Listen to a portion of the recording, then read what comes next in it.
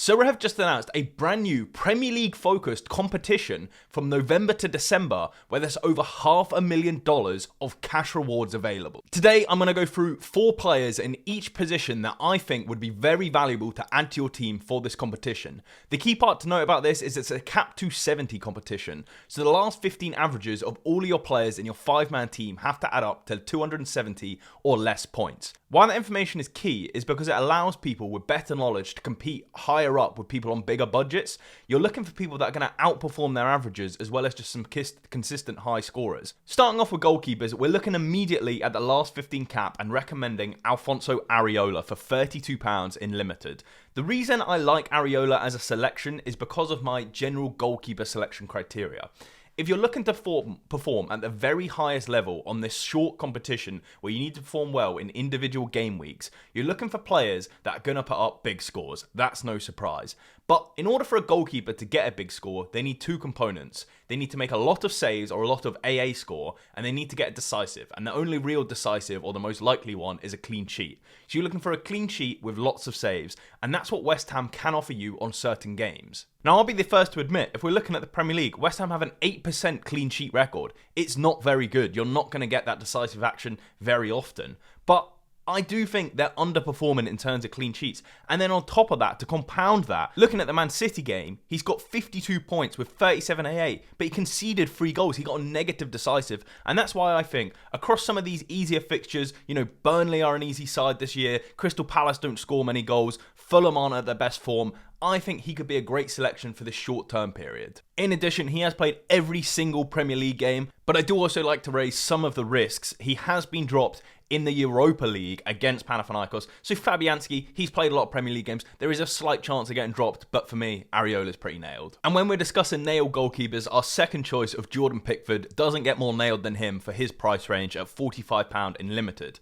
Again, it's exactly the same strategy. We're looking for shot stoppers that when they do get a clean sheet, they're putting up 80s, 90s, maybe even 100s if you're lucky, so that they can push you to the very top of the leaderboard and get some of those top prizes, especially in the limited division. Now, they have got a more difficult fixture list early on, but imagine this is over an entire month of football. You're going to have bad fixtures, you're going to have good fixtures, regardless which team you pick. But Man United, Chelsea and Newcastle, they're going to be difficult fixtures, and that's the reason I haven't actually selected Pickford in any of my teams. I have gone with Areola and I have gone with the next selection. But looking at him as an average scorer, he scores a lot better than some of these other goalkeepers. The risk I just didn't like. I find it very difficult to predict Everton. Losing at home to Luton, but beating Bournemouth at home the next week and putting up an 87 compared to a 27. Very difficult for me. So I think Pickford is a great selection. He's a very good price range, especially because you probably get international utility for England when those games pop up, if you are a long-term holder, of course. But yeah, I just think he's a decent selection if you want him. I just didn't pick him. My next selection, I did pick Mark Flecken, Brentford. If you're looking at the price difference, he's £33 compared to Pickford at 45. When they're putting up similar scores, they've got the same last 15 average. So that's why I've gone for Flecken. Both equally nailed, but I think he's a slightly better value option because you save about £12 on him. And the earlier fixtures are easier. So I'm hoping I can compound some of that and then just roll it in. Now, straight up, Arsenal at home. I'm writing off that. I'm going to be playing Areola. But next up, Luton at home. Now that's a game I'm going to be targeting. I think that could be fantastic for Brentford. You could partner him up. I mean, we'll save the partner him up for later in stacking. But in terms of score this season, yes, not being great. But what I'm expecting is for Brentford to come with a bit of a storm. Look how good they were last season compared to looking how good they are this season. They've been absolutely awful. But recently, they're putting a little run of fixtures together, or form together, sorry. Beating Burnley, beating Chelsea away, beating a very tough West Ham side. Yes, they lost to Liverpool, but most teams in the league will lose to Liverpool. So coming into form, I think that last 15 is lower than it should be, and overall just a top goalkeeper. In terms of the risks with Flecken, why you might not want to pick him up, he's not put up any of those huge scores. We saw Pickford in the last one. He's had 88, hasn't he? He's 87.8 and 88 compared to Flecken. Away to Chelsea, only putting up a 67 with a clean sheet. That's not as good. That's probably why you have the discount. But I think in time, with more fixtures, you're going to see higher AA. So yeah, that's my selection. But the next choice would be my pick of the bunch. I'm just trying to do it on a bit more of a budget. Nick Pope, £52. I do think this is incredible value. The reason I haven't gone with him, A last 15 of 57, it's very high in the cap. What that means is that you're going to need to bring down your average with outfield players. I would rather bring down my average with, goalkeepers like Areola at the 30s and Pickford and Flecken at the 45s. So, yes, he's a more expensive goalkeeper. So why am I putting him in when, someone like Alisson's probably of a similar last 15? Well, the key for me is the last game. They lost 2-0 to Bournemouth and he's put up a 73. Pope is the best keeper on this list in my opinion. He's definitely better than Pickford in my opinion. I love how good at saving he is. Just all round as a goalkeeper, he's absolutely fantastic. And the key is because Newcastle have suffered so many injuries recently, they're a lot worse team. What that's going to get him is more actions, more saves. That's exactly what we're seeing here. An all-rounder 38, you haven't seen that when they've had a really dominant team out. Not since they played AC Milan away, which is expected a difficult fixture. This guy is probably the best selection of every goalkeeper, in my opinion. A goalkeeper that can put you 96 or 74 in a 2-0 loss, that's exactly what you want. It's just, I'm trying to save a bit of the cap, and I'm trying to save a bit of my budget for later in the team, which we'll move into now. But for you, might be a smart choice to get Nick Pope. Moving on to defenders, and Simek seems like a bit of a no-brainer for me. You can pick him up. I got him for £7.75. I was streaming when we were analysing all of these possible potential players. He came up a lot, and I think he's a great suggestion. With Andy Robertson, he's likely to be out until 2024. That means you're getting a player for a very cheap price of, £7 to £8 in the new season card, or £4 to £5 in the old season card, whose fixtures don't really matter too much, but has fantastic fixtures against Fulham, Sheffield United, Crystal Palace early on. And he can put up 91s, 88s, assist heavy, but that's what you want in your defensive position. For me, you're not looking for a steady Eddie that's going to put up a 60. You're looking for maybe an attacking wing-back or a defender that gets on set pieces like Trippier, where they can put up massive scores. So Simek just makes a lot of sense to me. In terms of risks, we have seen Joe Gomez play at left back, so if he comes back, he could take his position. But for me, Simek, after a strong game, I'd expect him to play there. We've seen him play there more frequently than Joe Gomez has. I just said then that you don't want your steady Eddies, and this player is a bit of a steady Eddie, but you'll understand why when I explain it. So this is Musa Diogo, who averages about a last 15 of 50. That's his kind of average against, worse teams where he keeps clean sheets. Crystal Palace, 67. Luton, 67. Those sort of scores, not going to smash the lights out.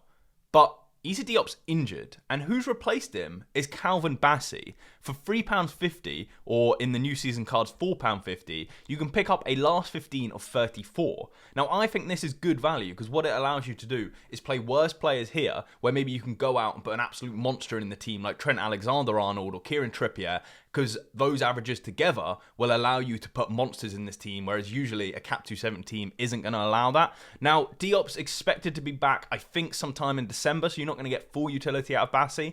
But what you could do, maybe pick them both up, and then you cover your risk. So, if Bassey does get dropped, then Diop's going to come back in for him. I think it's a risky strategy, but it's a decent one for £6. That's cheaper. Both of them together are cheaper than Simek, who already was good value. When you talk about attacking wing-backs that can put up really high scores or really low scores, maybe out of form, I think Destiny Udogie just fits that bill absolutely perfectly. You can pick him up for average about £11, but why I'm so high on this guy, and I'm going to try and pick him up for my teams, right? You're getting a last 15 in there of 10, you're getting a last 15 of 1, you're getting a last 15 of 27. So as he plays more games, these 59s, these 68s, they're going to disappear. Maybe even this 100 can disappear, so that the last 15 average is so incredibly low. He's currently injured but expected to return, most likely for the next game against Aston Villa. But I think overall, you can get him for that game and you can play him for the rest of the competition. He's nailed at Spurs. When they have a weak opposition, I'm looking at, say, Nottingham Forest here, or maybe Everton at home. That's when you can really pick up those, attacking outputs, and that's going to put you top of the leaderboard, really. Like 100 for him, you put him as captain, you've got a huge head start. And of course, you just don't play him against Man City away, where he's probably going to put up one of these 1s or 10s, or, one of these bad scores, That's what you should be looking for in your defensive option, in my opinion. The final option, Trent Alexander-Arnold, probably going to blow your budget, maybe a bit out of price range for a few of you, but I just can't look past this guy. He is so incredibly good at this game. He is so good at Sorare, at SO5.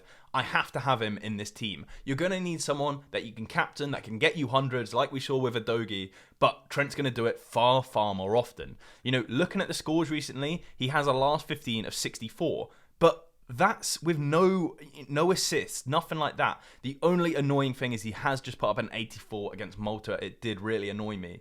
But, you know, it's not going to change his average too much. You know, this is going to be his average going forward.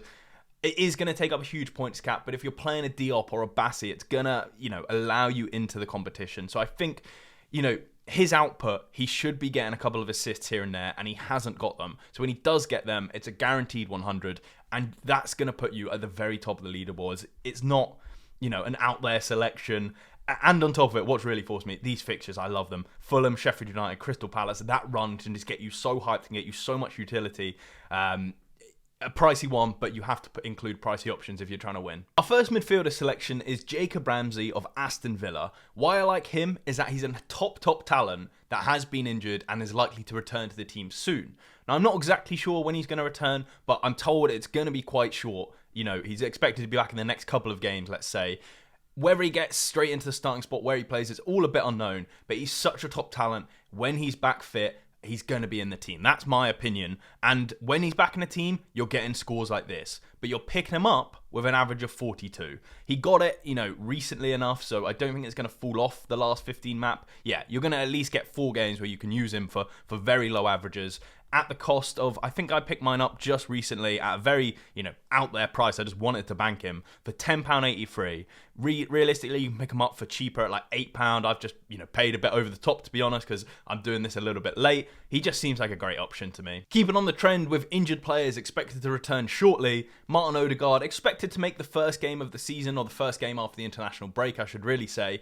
Last 15 of 57 is very high, but he's going to link up with one of the later players in the competition. I think £48 for him is still a very good score. You know, his averages are really, really high. Absolutely nailed in the team, not played a couple of games, and these sort of runs are really bringing down his average, where I think, you know, in time, if we look at the last 15, he's going to lose an 85, he's going to lose a 52, he's going to lose a 90. So across this month competition, he's going to come in so handy. I absolutely love Arsenal's fixtures. Brentford, Wolves, Luton. Like, you can get off to a good start, compound your rewards, keep adding players to it, and just smash it. Now, yes, £48, he's not a budget option. He's similar to Trent, but why I'm include him is because you can either play, you know, a Trent and an Odegaard if you're smart with your last 15, or you might not like Trent. You might think he's overpriced and you want Odegaard instead. So that's why he's here. And when we're talking of players to bring the average down, Joe Willock is a fantastic selection in my opinion. You can get him for a last 15 of 33. Prices range in the new season from £6.6 to £9.7. So